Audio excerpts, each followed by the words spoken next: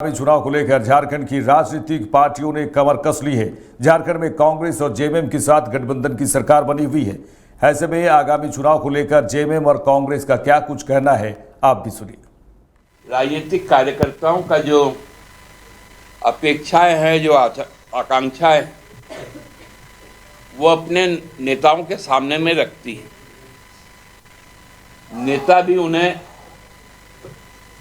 संबोधित करते हुए कुछ बातें कहते हैं, लेकिन जब सीट के बंटवारे का बातें होंगी तो वो केंद्रीय नेतृत्व स्तर पर होगी। उस वक्त बड़ा भाई छोटा भाई नहीं, सहयोगी के तौर पे सीटों को साझा किया जाएगा। हमारे भी जो कार्यकर्ता गण है या हमारा जो कंस्टिट्यूएंसी है,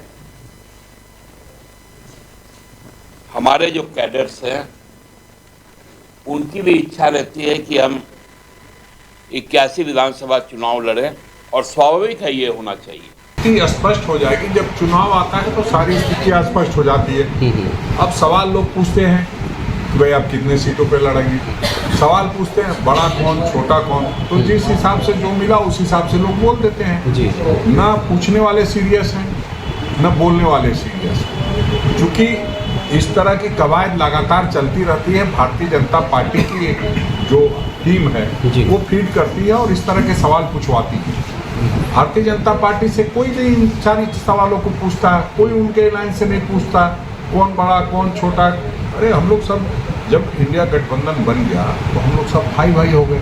अब भाई कौन छोटा कौन बड़ा वो तो आपस में हम लोगों को तय करना है, तो उसमें कहीं कोई परेशानी की बात नहीं है। हम लोग पूरे एकजुटता के साथ आप देख रहे हैं 14 सीटों पे हम पूरी तैयारी कर रहे हैं। तब उसके भी कई लोग मायने लगाते हैं कि भाई कांग्रेस अकेले लड़ेगी क्या। अरे जब गठबंधन में है और जब हम चुनाव लड़ेंगे और हम अपने साथी दल को मदद नहीं कर पाएंगे तो हमारा संगठन मजबूत नहीं हो तो गठबंधन कैसे मजबूत होगा।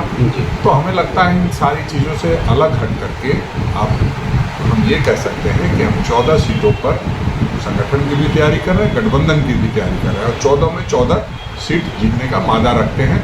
बड़ा कौन छोटा कौन, ये भारतीय जनता पार्टी का सवाल है, इसका जवाब देना मैं मुनासिब नहीं समझता। एक सवाल